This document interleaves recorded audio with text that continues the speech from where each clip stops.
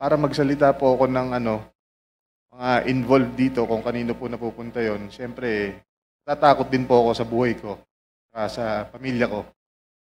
Kasi hindi naman po birong tao itong mga involved dito eh. As I have So, said, Engineer Bryce, you will be protected by this committee as long as you will say the truth. pwede po bang huwag nyo na ako ibalik sa Senate, Your Honor? Kasi may mga involved pong senador dito.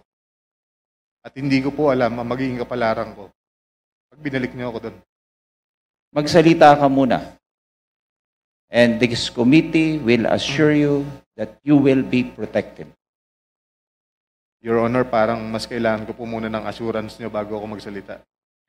Ako po si Bryce Erickson Hernandez, dating Assistant District Engineer ng Bulacan 1st District Engineering Office. Ako po ay na-contempt kahapon sa Senate Blue Ribbon Committee.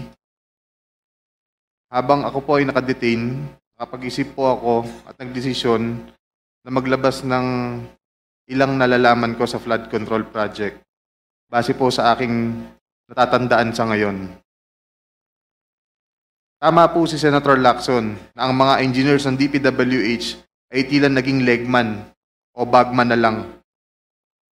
Kung tatanungin niyo po ako kung sino o kanino kami naging bagman, sasagutin ko na po ngayon.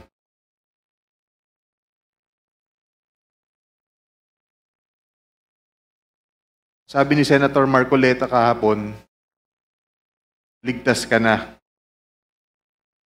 Hindi po ito totoo.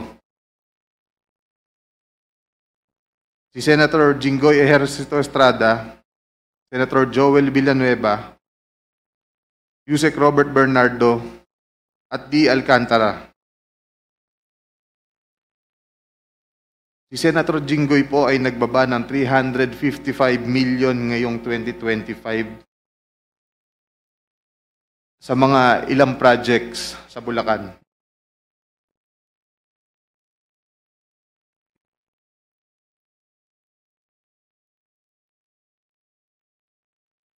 At ang sabi po ng boss ko dito ay 30% ang commitment dito.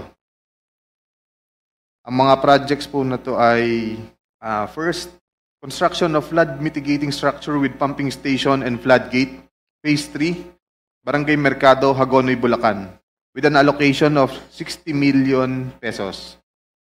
Number 2, construction of flood mitigating structure with pumping station and floodgate at Mambog Creek, phase 3, Malolo City, Bulacan, with an amount of 45 million pesos. Construction of flood mitigating structure with pumping station and floodgate, phase 3, Barangay Iba, Hagonoy, Bulacan, amounting to 60 million pesos. Construction of flood mitigating structure with pumping station at Calero Creek, phase 3, Malolo City, Bulacan, with an amount of 50 million pesos. Construction of flood control structure including pumping station and floodgate, phase 3, Barangay Mayto, Kalumpit, Bulacan, with an amount of 60 million pesos. Construction of flood mitigation structure with pumping station and floodgate at Barangay Santo Rosario Creek, phase 3, Malolo City, Bulacan, with an amount of 40 million pesos. And last, construction of flood mitigation structure including pumping station and floodgate, phase 3, Barangay Carillo, Hagonoy, Bulacan, with an amount of 40 million pesos. And all of that with a total of 355 million pesos, Your Honor. This is supposedly the allocation of which political personality? Senator Jinggoy Ejercito Estrada po, Your Honor. Thank you for the clarification. You can proceed with reading the handwritten statement. Chair, may I continue? Let him finish the handwritten statement. Tapos lang po yung handwritten statement ng pagbasa. Nagbaba po si Senator Jinggoy at ang kanyang SOP dito ay 30%. As per our District Engineer Henry Alcantara. I-deliver ito nung lumabas ang mga item na to sa GAA. Mga driver namin sa DPWH Bulacan First ang nag-deliver sa kausap nila. Si Christian Santiago at saka si Andre Balatbat. Galing din ito sa utos ni D. Alcantara. Noong 2023 naman, naglabas ng 600 million si Senator Joel Villanueva at ang SOP nito ay 30% din. If I'm not mistaken, sorry. Pwede kong sabihin ko po kung anong mga projects to, mga line item din. Please proceed with disclosing the line items so the nation may able to tie the line item to the political personality involved.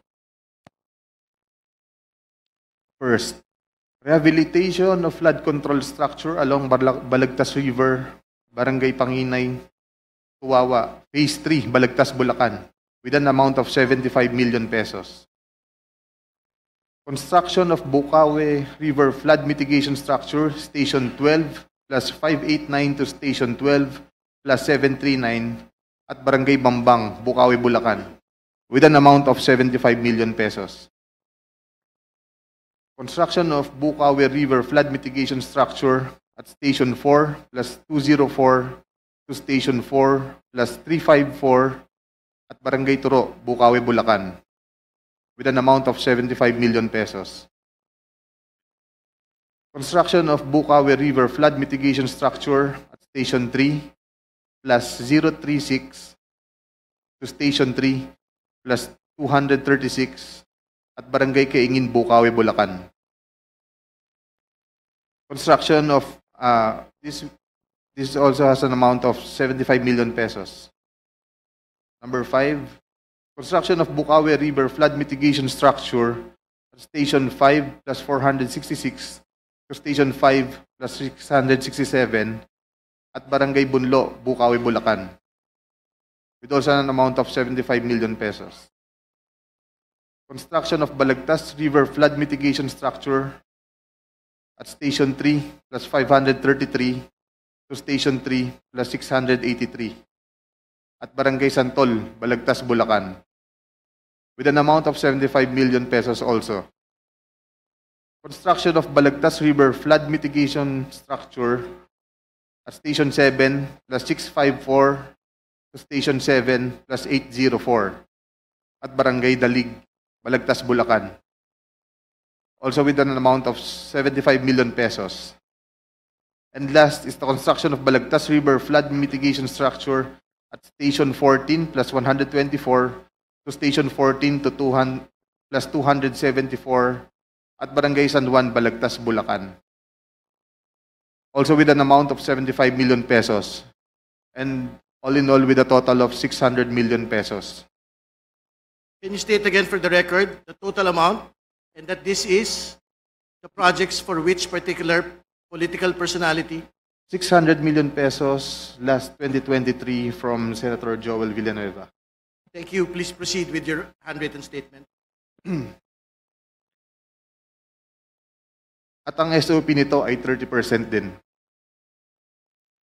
Binigay din ito nung lumabas sa GAA at i-deliver sa bahay niya sa Bukawe ni D. Alcantara at dating hepe ng aming construction si Engineer JP Mendoza.